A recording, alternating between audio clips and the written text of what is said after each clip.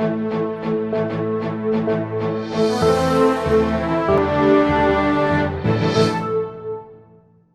morning and welcome to an all-new Eye of the Tiger. I'm Colin Wright. And I'm Nathan Tillahan.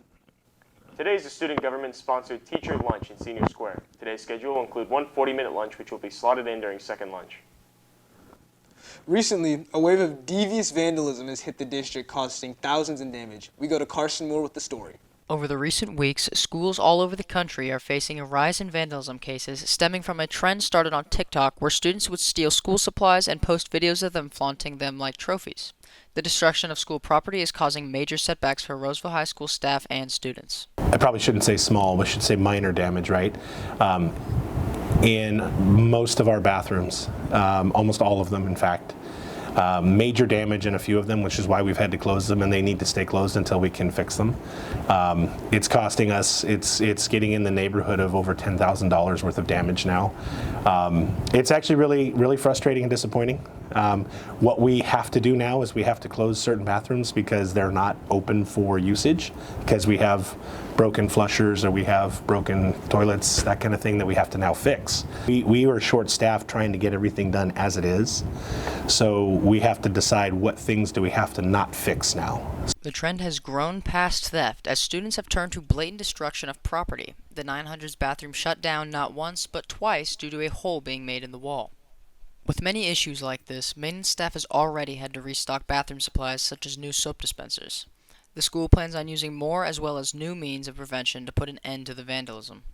We're using video more extensively. We're going to be engaging with law enforcement, so if we do catch anybody, we're going to be, I hate to do it, but we're going to be pressing charges to the fullest extent so people understand that it's getting very serious. Ultimately, vandalism falls into two different categories. It's what we call a wobbler. It can be either a misdemeanor or a felony, and that depends upon the amount of damage that's caused. According to Penal Code 594, Section B1, any damage caused by the vandalism that reaches $400 or more in damages will be considered a felony. Such charges could result in fines and, in extreme cases, jail time. The school's administration has been putting out messages to students who have been participating in the vandalism, stating that they will be held accountable if they are caught. Freshman, am I right? Yeah, probably. Homecoming ticket sales begin on Wednesday. Today is your last day to get tickets for $15. Monday, the price goes up to $20, and finally, it will extend to $25 on Thursday and Friday. With homecoming next week, the Spirit Days have been announced. Monday's Sleeping Beauty Day, or PJ Day. Tuesday's Mad Hatter Day, or Wear Your Favorite Hat. Wednesday's Enchanted Roseville, or Class Colors. Thursday's Trip to Neverland, or Wear Something from Your Childhood. And Friday's Orange and Black. And we go to Jackson Hooker with sports.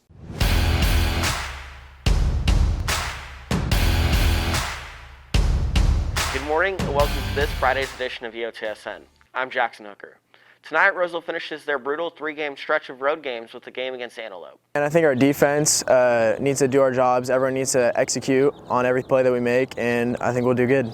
Antelope is 4-0 on the year and may look like the best team in the division. They are led by 5'7", 185-pound running back and linebacker, Kieran Borders.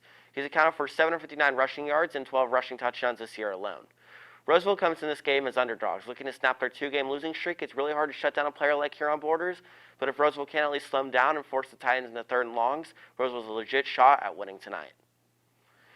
In other sports news, although sports seems to have more freedom than last year, there are still protocols in place to help prevent the spread of coronavirus. For more on the story, we go over to Lincoln Natoli. COVID has affected sports dramatically in the span of the last 2 years.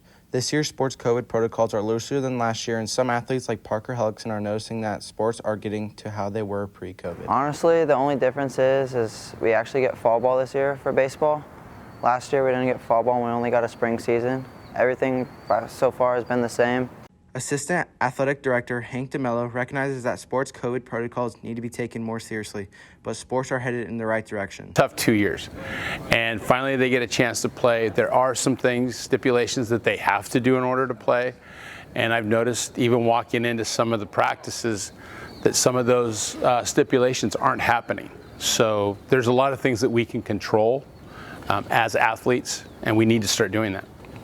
The importance of wearing a mask correctly can protect athletes and their teammates from any further regulations that are already in place. It could be a point where, even when you're playing, but while you're on the bench, the mask must be on. And we get a lot, and I'll give you an example, we get a lot of this even in the classroom. And some of our athletes, they'll start here and then they'll do this, or they'll sit like this and they think that that's okay. This is not doing anything.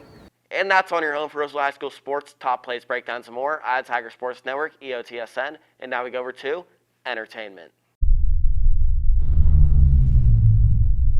James Bond is set to release on October 8th, and it's a much anticipated movie because the last movie to drop was in 2015.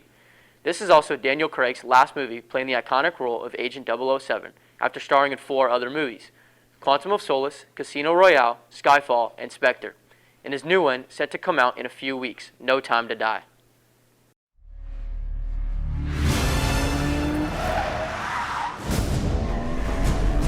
Why would I betray you? We all have our secrets.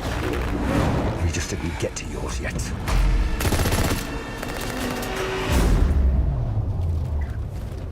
Some great James Bonds in the past. My personal top 3 are Sean Connery, Pierce Brosnan, and Roger Moore. Now it's time to select a new actor to play the role of Agent 007. With picking the actor to be the next 007, the filmmakers have said it has to be a British male actor, so it dims the selection down even more. With that being said, there have been many actors that have had their names in the bowl. In my opinion, the top 3 candidates for the role of James Bond are Henry Cavill, Luke Evans, and Idris Elba. Each one of these actors is a great candidate with a great action movie past. And now we go back to news. Thanks, Chrissy. The new Ethnic Studies course is 8 weeks into its first year. We go to Connor Baker with more on the story. Ethnic Studies teacher Avery Beebe thinks the new Ethnic Studies class is very important and believes it's good that students are learning more mature and serious topics like race, ethnicity, religion, and teaching students to be more accepting.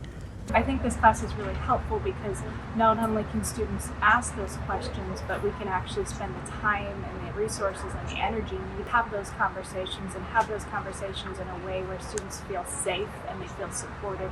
Though most people believe teenagers can't handle these mature topics, sophomore Trinity Abbott thinks this information is important to learn.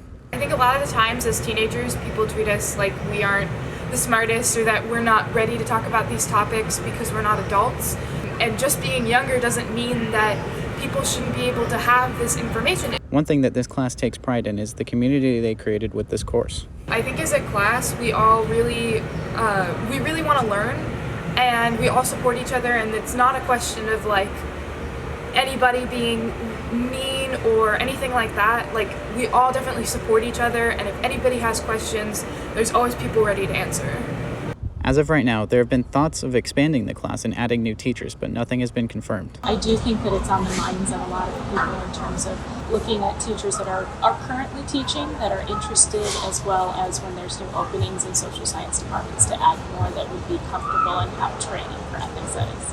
Whether this expansion happens or not, both Bibi and her students hope this expansion does happen so more students get to take this class. I think the program should be furthered, and I don't think there's not enough ethnic classes that are around, and I think it's really cool that it started here. While the course looks to expand, the search for more ethnic studies teachers continues. That's it for us today on Eye of the Tiger. And remember, we're always on at eyeofthetigernews.com. See you next time.